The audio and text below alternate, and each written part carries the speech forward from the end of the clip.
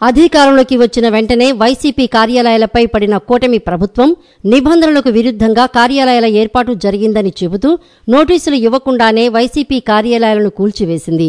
ప్రతి జిల్లాలో తెలుగుదేశం పార్టీ కార్యాలయాలను కట్టుకునేందుకు ప్రభుత్వ భూమిని కైవసం చేసుకుంటూ అడ్డగోలుగా నిర్ణయాలను తీసుకుంటోందట. తాజాగా కడప జిల్లాలో 80 కోట్ల రూపాయలు విలువ చేసే ప్రభుత్వ భూమి తెలుగుదేశం పార్టీ వశమైందట.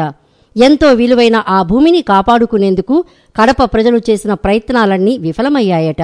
2014లో టీడీపీ అధికారంలోకి వచ్చినప్పుడు కడపలో టీడీపీకి సొంత కార్యాలయాన్ని ఏర్పాటు చేయటానికి కడప నగరంలోని అక్కయ్యపల్లి పార్కు సమీపంలో యువతకు శిక్షణ ఇచ్చేందుకు ఏర్పాటు చేసిన న్యాక్ కార్యాలయాన్ని తీసుకునేందుకు టీడీపీ నేతలు ప్రయత్నించగా వైసీపీతో పాటు మిగతా రాజకీయ పక్షాలు వ్యతిరేకించడంతో అప్పట్లో టీడీపీ వెనక్కి తగ్గిందట.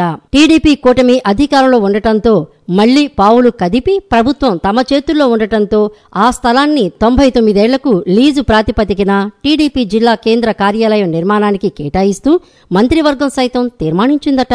ఎంతో విలువైన స్థలాన్ని తెలుగుదేశం పార్టీ కార్యాలయం కోసం ఇవ్వడంపై కడప నగరవాసులు ఆవేదన వ్యక్తం చేస్తున్నారట.